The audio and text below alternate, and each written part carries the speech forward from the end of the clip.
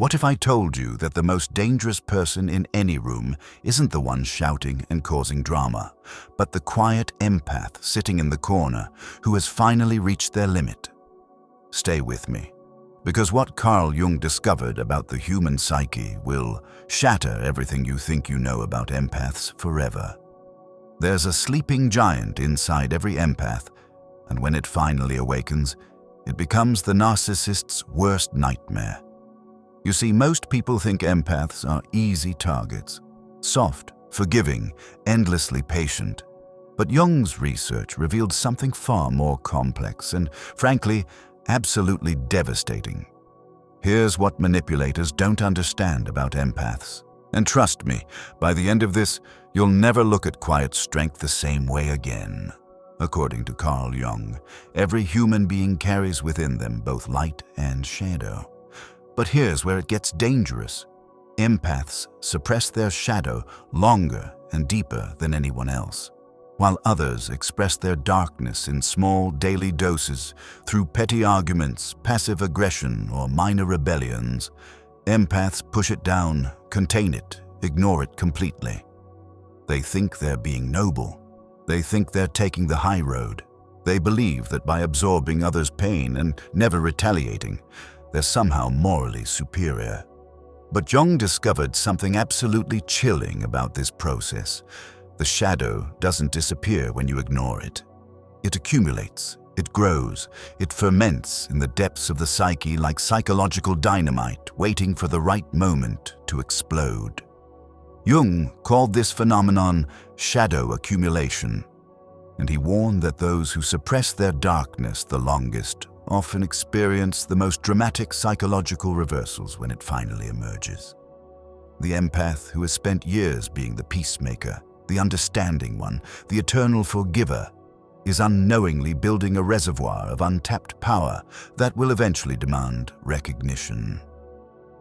Listen carefully to what happens next, because this is where the psychology gets absolutely terrifying. Jung found that empaths possess what he called advanced pattern recognition. They don't just feel emotions. They decode them, analyze them, store them like data in an emotional database. Every manipulation, every lie, every moment of being taken advantage of gets catalogued in their psyche. Think about it. While other people might forget a betrayal or dismiss red flags, empaths remember everything. They remember the exact tone of voice when someone lied. They remember the body language that didn't match the words. They remember the feeling in their gut that they ignored because they wanted to believe the best in people. This isn't paranoia. It's what Jung called emotional archaeology. The empath is unconsciously building a complete psychological profile of every person they encounter, documenting patterns of behavior that others miss entirely. And when that evidence reaches a critical mass, when the pattern becomes undeniable, that's when you witness something Jung called the emergence of the authentic self. The empath stops being the victim and becomes the observer. They stop absorbing dysfunction and start recognizing it instantly. The narcissist, who's been feeding off the empath's light, suddenly realizes they're dealing with someone who has been quietly building a psychological fortress. Someone who has been unconsciously preparing for this moment their entire life. The empath doesn't just wake up one day and decide to change. No, they reach what Jung called the psychological breaking point, where their conscious mind can no longer ignore what their unconscious has been screaming all along.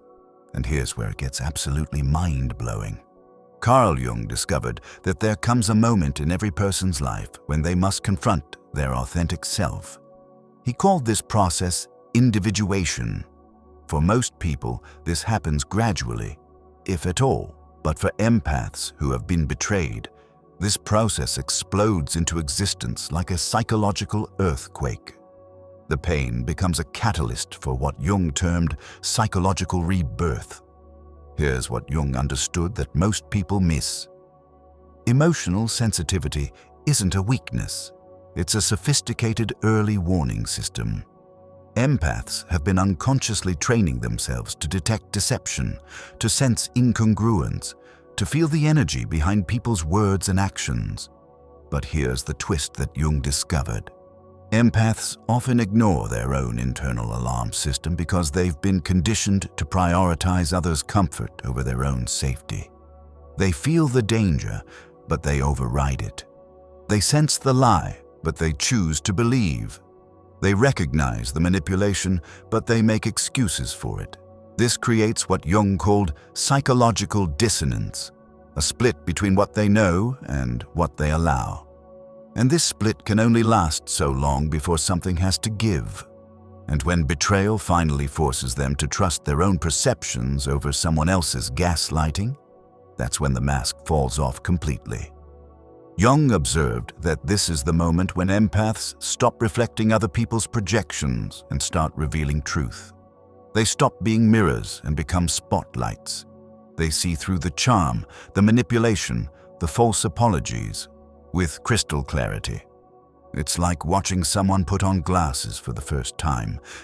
Suddenly, everything comes into sharp focus. The empath realizes they weren't crazy, they weren't too sensitive, they weren't overreacting.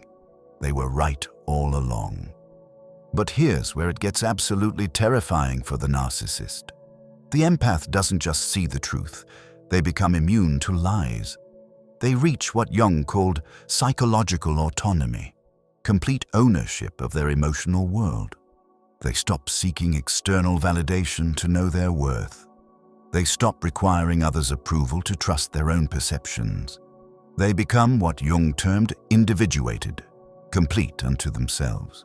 And when someone becomes psychologically complete, they become absolutely unpredictable to those who have been controlling them. The narcissist's playbook suddenly becomes useless because they're dealing with someone who no longer needs what they're selling. According to Carl Jung's research, there's a specific psychological mechanism that separates the awakened from the unconscious. He called it the transcendent function, the ability to hold tension without breaking, to see truth without becoming bitter, to choose response over reaction. The empath, who has been forged in betrayal, develops this transcendent function at a level most people never reach. The empath stops being reactive and becomes strategic. They don't operate from pain anymore. They operate from power.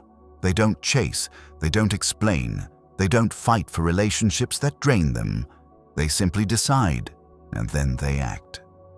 This shift from emotional to strategic thinking is what Jung called the transformation from unconscious compassion to conscious choice. The empath realizes that their endless giving wasn't actually helping anyone. It was enabling dysfunction and rewarding bad behavior. They begin to understand that real compassion sometimes looks like saying no, setting boundaries, and allowing people to face the consequences of their actions. This isn't cold or cruel. It's what Jung called mature empathy. Jung discovered that the most powerful position in any dynamic is detachment born from understanding, not withdrawal born from fear. The awakened empath doesn't retreat because they're hurt. They step back because they finally see clearly. And this clarity, this strategic emotional intelligence, becomes their ultimate weapon. The narcissist suddenly finds themselves dealing with someone who can predict their moves, who won't take the bait, who refuses to dance to their tune. Someone who has learned to love themselves as fiercely as they once loved others. Pay attention to what comes next, because this is where the real transformation begins, and it's absolutely unstoppable. If you're finding value in these insights so far, consider subscribing to stay updated on more insights into human behavior and psychology. Now, let's get back to the video. Carl Jung made a startling discovery. The shadow contains not just our darkness, but our unlived potential. For empaths, this shadow often contains their capacity for boundaries, their ability to say no, their power to walk away without explanation. Betrayal forces them to integrate this shadow, to reclaim these parts of themselves they'd kept hidden to keep others comfortable. Here's what Jung understood that will send chills down your spine. This integration doesn't make someone less compassionate. It makes them more discerning. They don't stop caring. They start choosing more carefully where that care goes. They realize their empathy is sacred, not something to be distributed carelessly to anyone who demands it. Jung discovered that this shadow integration creates what he called empathic discernment, the ability to feel deeply while maintaining psychological boundaries. The empath learns to distinguish between someone who is genuinely struggling and someone who is professionally victimizing themselves. They develop what Jung termed emotional sovereignty, the understanding that they are not responsible for managing other people's emotions, reactions, or life choices. This realization is both liberating and terrifying, because it means they can no longer use their caretaking role to avoid dealing with their own needs and desires. The transformation that follows is what Jung called the return of the repressed, and it changes everything forever. The empath who has been accommodating, understanding, and endlessly patient suddenly becomes immovable. They don't argue anymore. They decide. They don't explain themselves. They simply act. They don't try to fix what's broken. They remove themselves from the equation entirely. This isn't cruelty. This is what Jung called individuation in action. Jung discovered that when someone suppresses their authentic power for too long, it eventually erupts not in chaos, but in absolute clarity. The empath stops rescuing people who enjoy drowning. They stop chasing those who consistently run. They stop pouring their light into black holes disguised as people. They've learned what Jung called the art of conscious relationship, engaging only where there's mutual respect, reciprocity, and genuine care. The narcissist watches in horror as their primary source of emotional supply becomes completely unavailable. Not angry, not hurt, not fighting, just gone. And there's nothing more terrifying to someone who feeds on drama than complete emotional unavailability. But here's where the psychology gets absolutely fascinating, and why this becomes the narcissist's worst nightmare. According to Carl Jung, there's a phenomenon he called psychological mirroring. Empaths naturally reflect back what others project onto them. It's how they've survived, by becoming what others needed them to be. But when an empath has been betrayed repeatedly, something shifts at the deepest level.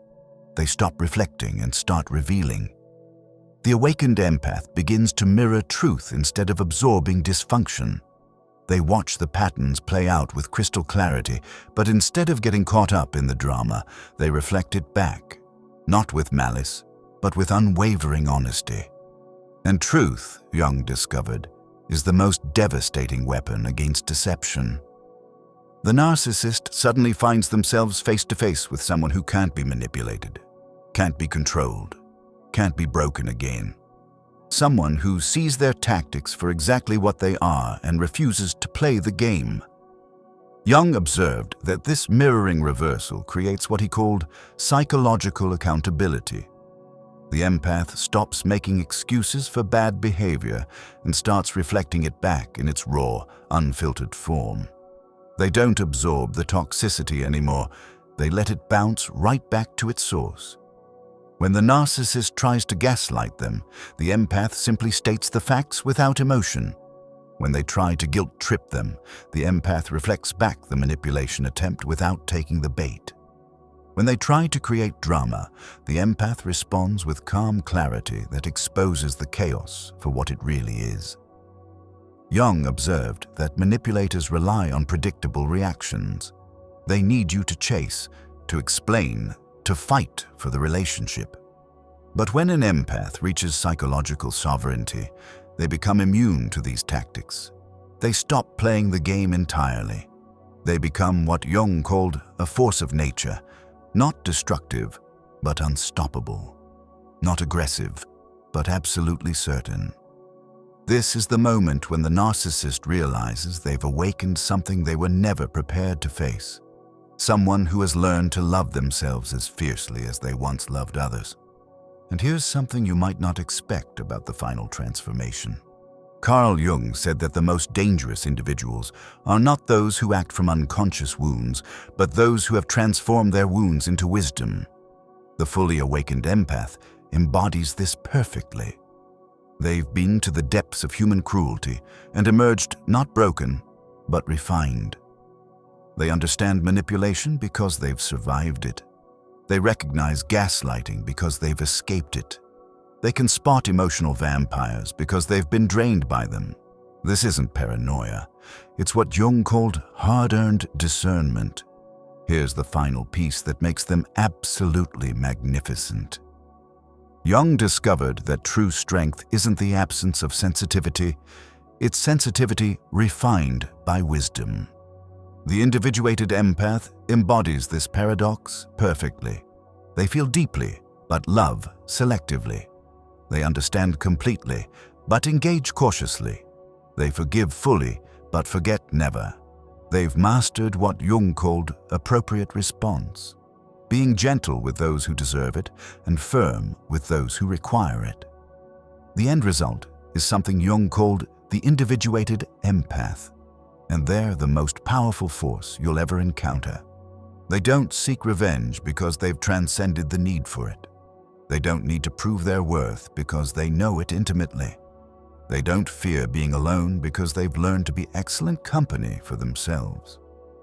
They become what Jung called psychologically complete individuals who have transformed their deepest wounds into their greatest strengths. They are dangerous not because they attack, but because they cannot be manipulated, controlled, or broken again.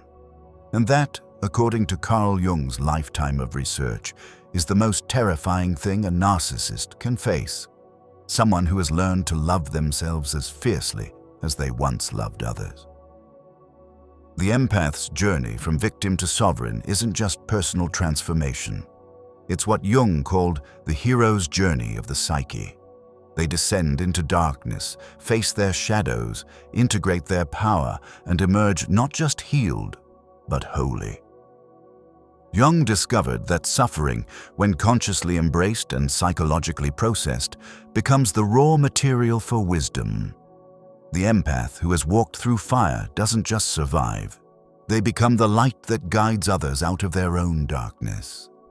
They are living proof of Jung's greatest insight, that within every wound lies the seed of transcendence, and within every betrayal lies the invitation to become more authentic, more powerful, and more whole than ever before. This is the psychology of the awakened empath. And once you understand it, you'll never underestimate the quiet strength of someone who has learned to transform their pain into power, their wounds into wisdom, and their deepest suffering into their greatest strength. The sleeping giant has awakened, and it's absolutely unstoppable. Thank you for staying with me through this exploration. If this resonated with you, share it with someone who might benefit from understanding these powerful psychological dynamics.